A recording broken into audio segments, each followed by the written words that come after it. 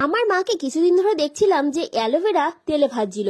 আমি মাকে জিজ্ঞেসই করে ফেললাম, মা অ্যালোভেরা কেন তেলে ভাজছো, আর এই যে এত কিছু এইসবই বা দেওয়ার প্রয়োজন কি? মা বলল, পুরোটা দেখতে থাক, তাহলেই বুঝতে পারবি আমি কি বানাচ্ছি, আর এতে তোর হাজার হাজার টাকা বেঁচে যাবে আর অনেক প্রবলেমেরও সমস্যার সমাধান হয়ে যাবে। বললো যে অ্যালোভেরা তো সবার বাড়িতেই থাকে, আর তোদের বাড়িতে তো অ্যালোভেরার বাগান আছে, এইটা অবশ্যই বানাবি, তাহলে দেখবি কত কত টাকা তোর বেঁচে গেছে।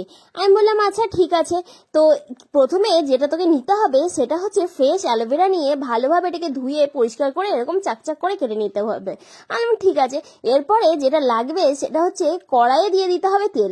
আমি বললাম মা তুমি আবার তেল কেন নষ্ট করছো? অ্যালোভেরা তো না হয় বুঝলাম, অ্যালোভেরা তেলের মধ্যে দিলে তো সেই তেলটাই পুরো নষ্ট হয়ে যাবে।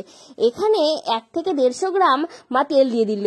তারপরে এখানে অ্যালোভেরা গুলোকে দিয়ে ভাজতে শুরু করে দিল। আমি বললাম আরে মা অ্যালোভেরা গুলো দিয়ে ভাজছে, দেখো তেলটা তো নষ্ট হয়ে যাচ্ছে। আমাকে বললো তো টাকাটা আগে না 1-150 গ্রাম তেলটা আগে। আমি বললাম অবশ্যই টাকাটা আগে।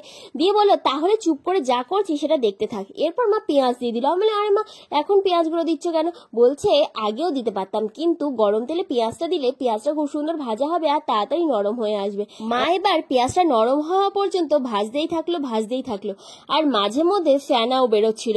আমি বললাম মা এ দেখো তেলটা পুরো নষ্ট হয়ে গেল, কেমন ফেনা বেরোচ্ছে, কেন এরকম বেরোচ্ছে? মা বলল অ্যালোভেরার জন্য হতে পারে। এরপরে মা কয়েক কোয়া রসুন দিয়ে দিয়েছিল। আমি বললাম মা রসুন কেন দিচ্ছ আবার? বললো রসুনটা কিন্তু এরকম চোকলা শুদ্ধই দিতে হবে, ছুলে দিলে হবে না। আমি বললাম বা বেশ ঠিক আছে, এভাবেই দেবো। এরপর দেখো দিয়ে দিল কতগুলো কালো জিরে। আমি বলছি ও মা কতগুলো কালো জিরে নষ্ট করলে, কালো জিরে বাটা তো খাওয়া যেত, এই ঠান্ডার দিনে কালো জিরে বাটা খেলে সর্দি কাশি কমে। এরপরে দেখো দিয়ে দিল কারি পাতা, দিয়ে আবার ভালোভাবে ভাজতে শুরু করলো। আমি বললাম মা এটা কি বানাচ্ছো? যদিও আমি অল্প স্বল্প বুঝতে পেরেছিলাম, তবুও আমি বললাম না যে কি বানাচ্ছে, তার কারণ আমি পুরোটা দেখতে চাইছিলাম যে আসলে এটা কি বানায় মা।